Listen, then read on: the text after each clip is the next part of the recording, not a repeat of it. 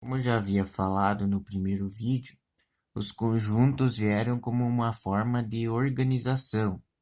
Na matemática, então, organizar os números em conjuntos.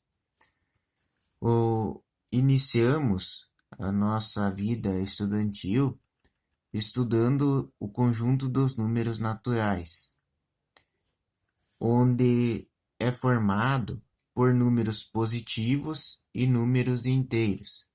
É o conjunto, então, que a gente inicia estudando na matemática. Depois a gente vai aprofundando, vai incluindo outros números e vai juntando outros conjuntos ao nosso conhecimento matemático. O conjunto dos números naturais ele é representado pela letra N. O zero faz parte dos naturais e todos os inteiros positivos. Então, zero pertence aos naturais. Pode, eventualmente, aparecer o N, que representa naturais, com um asterisco. Isso aqui, no caso, esse asterisco exclui o zero. Tá? Então, ficaria 1, 2, 3, três pontinhos, que significa infinito. Aqui, então, naturais, 0, 1, 2, 3, 4, 5, 6, três pontinhos, infinito. Tem o conjunto dos números inteiros.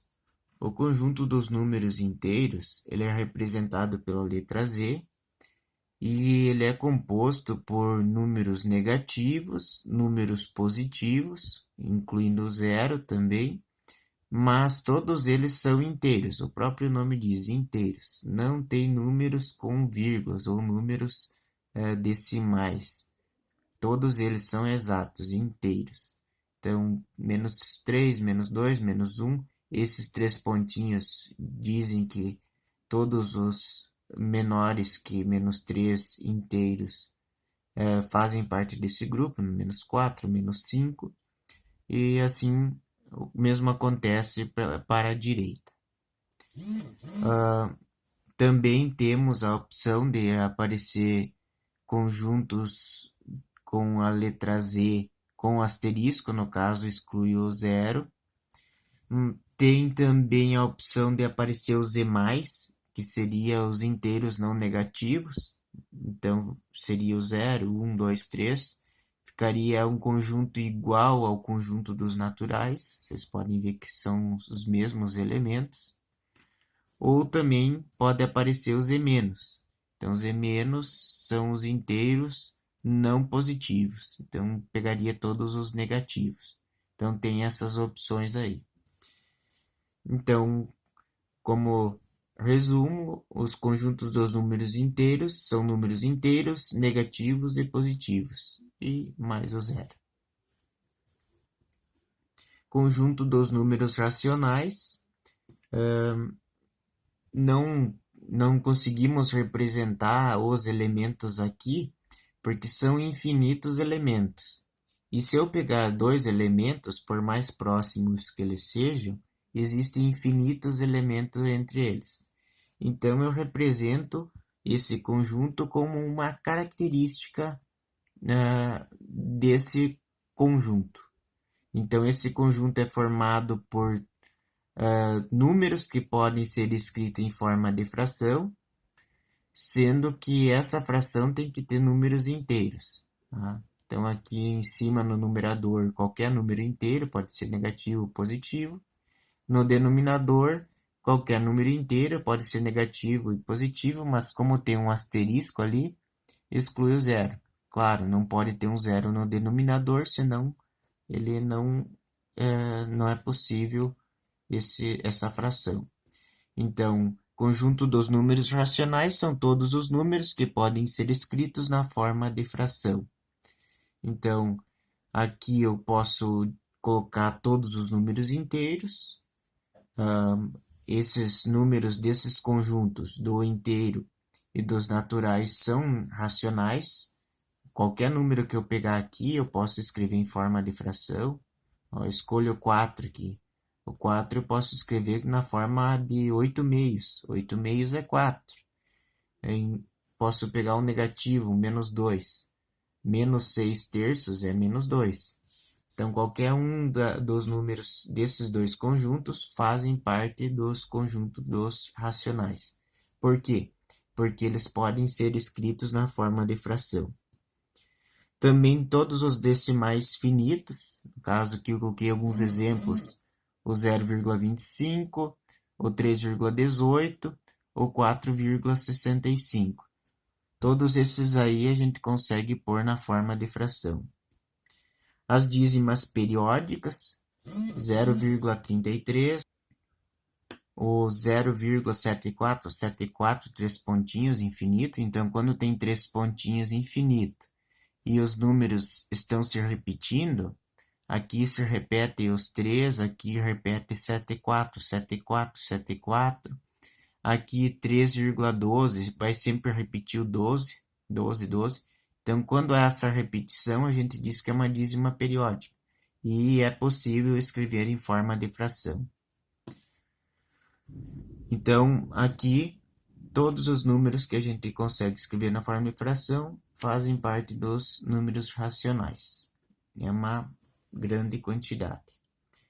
Também há a opção de escrever o que mais, o que menos, o que com asterisco. Há a opção aqui também de aparecer a mesma coisa que apareceu nos inteiros. Daí tem um outro conjunto, conjunto dos números irracionais. Então, os irracionais são os números que não podem ser escritos na forma de fração. Então, se os racionais eram aqueles que poderiam ser escritos na forma de fração, os irracionais não podem. Então, quais são esses números? As raízes não exatas, pode ser a raiz quadrada, a raiz cúbica, a raiz quarta. Quando elas não dão valor exato, elas são irracionais. Raiz de 3, raiz cúbica de 6, raiz quarta de 8. Tem que cuidar, raiz quadrada de 4. Raiz quadrada de 4 é exata, então não é irracional. A dízima não periódica, então, quando não há repetição de números, vejam a diferença das de cima, que eram periódicas. Ó. Aqui não há repetição de números. 3,14, 15, 9, 3 pontinhos, infinito, mas não se repete. 5,23, 24, 25, infinito, não se repete. Então, são dízimas não periódicas. São números irracionais. Então, aqui eu montei um esquema onde nós podemos notar que os naturais, eles estão dentro dos números inteiros. Então, vejam aqui, ó, os naturais, eles estão dentro do conjunto dos números inteiros, eles estão contidos nos inteiros. Então, no desenho fica mais fácil de observar. E os naturais e os inteiros estão dentro dos racionais, porque eles podem ser escritos em forma de fração. Então, desse lado aqui, eu coloquei os que podem ser escritos em forma de fração, e desse outro lado, os que não podem ser escritos em forma de fração. Os irracionais eu representei pelo I. Então, naturais, inteiros, racionais, irracionais. E todos esses números que a gente viu, todos esses conjuntos anteriores, eles fazem parte de um conjunto maior que a gente chama conjunto dos números reais. Então, contém todos esses conjuntos anteriores. Então, quando a gente fala em conjunto dos números reais, pode ser qualquer um desses números que pertence a esses conjuntos. Existem ainda outros conjuntos. Tem o conjunto dos números complexos, que são estudados no terceiro ano, e ainda existem outros conjuntos, mas que daí são estudados de uma forma mais aprofundada da matemática. Então, aqui é uma organização mais elementar dos conjuntos numéricos que a gente estuda no ensino fundamental e ensino médio e na maioria das contas ou situações que a gente encontra no dia a dia.